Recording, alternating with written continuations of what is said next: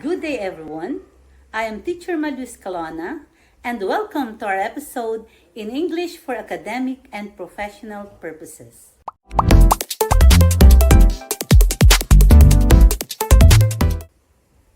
It's good pretty well to give me first the overview of what English for academic and professional purposes is. EAPP is an applied subject, meaning a subject taken by every senior high school students that mainly caters on writing different academic texts. One of them is writing concept paper that serves our session's lesson for today. Indeed, I am happy to explore with you impactful idea designed to solve real-world problems through concept paper. So just stay tuned in as to how writing concept paper can make a difference and why it matters. Meanwhile, please like, share, and subscribe our channel so that you would be keep updated of our every upload. For the lesson objectives, here they are. The first is define what a concept paper is. Second, itemize the purposes of a concept paper. Third, grasp the ways in explaining a concept. Fourth, utilize the recommended template or format in writing a concept paper. And the last, apply the guidelines in writing a concept paper. Ano nga ba ang concept paper? What is a concept paper? Concept paper pertains to an academic or research paper that is written with the primary purpose of identifying and explaining an idea or a concept related to a particular scholarly field or discipline before conducting a research. Concept paper may also be written to provide an overview of a project. How? By summarizing what the project is all about. By identifying the reasons for conducting the project and how it will be carried out. In other words, concept paper serves as a summary document of a project proposal. Thus, concept paper helps funding agencies eliminate proposals that are likely to be disapproved. Here are the purposes of concept paper. What for are concept paper? The first one is it serves as a foundation of the full proposal. So it serves as a framework. The second one, it helps determine whether a certain project is feasible or not. The third, it is used to pique or arouse the interest of the potential funding agencies. The fourth one, it is used to obtain informal feedback on the ideas prior to preparing the full proposal as you present in the panel members. So to sum up, concept papers can be helpful in addressing social issues especially, since they aim to show solutions to tangible issues which plague society. Now, before you can write a concept paper, you should know first the ways in explaining a concept. And how you can explain a concept, we have the three ways. The first one is by definition. The second is by explication. And the third is by clarification. Let us have first by definition. Actually, when you say definition, it is the method of identifying a given term and making its meaning clearer. Its main purpose is to clarify and explain concepts, ideas, and issues by answering the question, what does it mean?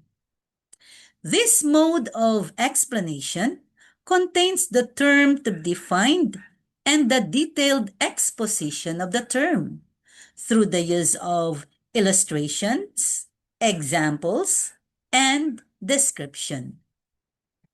Definition can be presented again in three ways. The first one is it can be presented in a formal definition, and the other way around, the informal definition, and the last is the extended definition. For the types of definition, again, the first is the formal definition. Let us thrive on it. Formal definition is incorporating the term to be defined, or what we call the species, the general category of the term, or the genus, and the quality that makes the term different from other terms in the same category, or the differentia. Example, so there must be the presence of the three, of the species, genus, and differentia once you use the formal definition. To concretize, its example is vitamin E is a light yellow fat-soluble vitamin that acts as an antioxidant. Vitamin E serves as its species.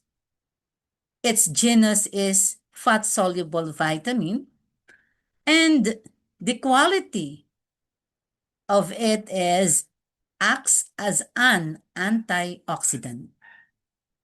Again, there should be the presence of the three. Or we can say that formal definition can be that a dictionary meaning. What about the informal definition? Informal definition is done through a parenthetical or brief explanation. For example, tocopherol or vitamin E is naturally found in vegetable oil, fish, and nuts. So the naturally found in vegetable oil, fish, and nuts is simply the brief description or explanation of tocopherol. We can also say that in using informal definition, you are defining the term or the concept operationally of how the term is being used, or contextually, meaning to say, the meaning of a term of a one person may be different to others because of how informal definition is used. Example, a man is someone who has larger and more robust bones and joint surfaces.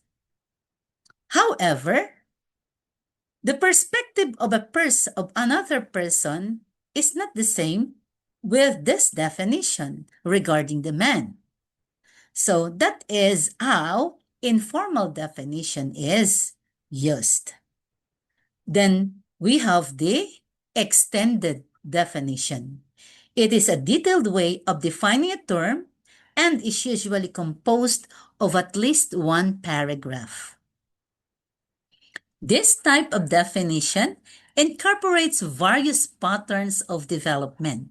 For example, using the formal definition, informal definition, comparison and contrast, narration, description, classification, functional analysis, process, analogy, cause and effect to explain a given concept. To sum up, extended definition is a merge or a combination of different types of definition and patterns of development. And any of those definitions can be utilized in explaining a concept. Then the second way of explaining a concept is, or rather, another, or the last kind of definition is the extended definition.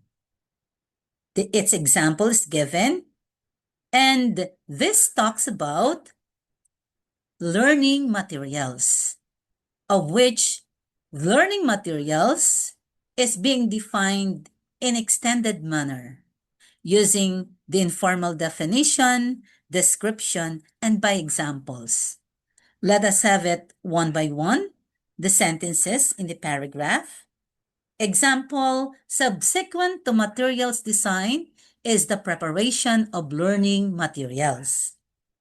Learning materials refer to both printed and non-printed objects or items that teachers and learners use to facilitate language learning. So that is informal definition. Nowadays, materials are becoming more and more sophisticated, incorporating authentic language, samples, and realias that help make a connection between classrooms and real-life activities, a sort of description. They also incorporate information and communication role plays, information gap, activities, songs, tape transcripts, integrated macro skills, and explicit rubrics. So by examples. To conclude, in using extended definition, you can freely explain and elaborate the concept, employing the different kinds of definition and patterns of development in a paragraph. All right, let's proceed to the next, of which definition should have the presence of these elements. Elements contained in a definition. The first one is the term being defined, the detailed explanation, and its specific examples. In order to obtain coherent paragraph development, using this definition, you can use the following signal words such as defined, means, for example, such as, for instance, to define is defined as, and to illustrate. Now, let's proceed to the second way of explaining concept, which is the explication. Explication is a method of explanation in which sentences, verses, quotes, or passages are taken from a literary or academic work and then interpreted and explained in a detailed way. When using this technique, you need to clearly present your thesis in the introduction and follow it up with a detailed analysis of a passage or text. So that is how explanation be utilized or employed. Next is the clarification. Clarification is a method of explanation in which the points are organized from a general abstract idea to a specific and concrete examples. You can also use the signal words for clarification to obtain the coherence in the paragraph development. They are as follows. After all, as an example, consider the following to illustrate, for instance, in other words, in particular, in short, for example, namely, in particular, specifically, is stated differently, that is, in short, to clarify. Now, we have the example here of clarification. So we have here the clarification text. This is all about justice, wherein the concept or the term justice is defined in general concept, then delineated or it is chopped into a specific definition as to the different angles of how justice is defined or used. Okay, so they are the three ways of explaining a concept that you can utilize in making the introduction of your concept paper. So this time, since you have the springboard or the knowledge of them, we have now the template or structure for a concept paper for a project. Bear in mind that it should have the cover page. The cover page comprises of the title of the proposed project, also the name of the proponents and their affiliations. Do not forget to include their contact numbers and email addresses, plus the date of submission. Then we proceed to the introduction, which is the first part of a concept paper. This is simply where you present your concept by giving the general idea of what your paper is going to be all about. You have to provide reasons why the funding agency should support the project. So a sort of justification so that you can win and convince your funding agent to materialize your project. The third part is the rationale or the background. Here, you have to state the gap in knowledge to be addressed by the project. Also, include the problems to be solved. Then state why you come up on that project. Also, you have to include and state the project's significance. For its fourth part, we have the project description.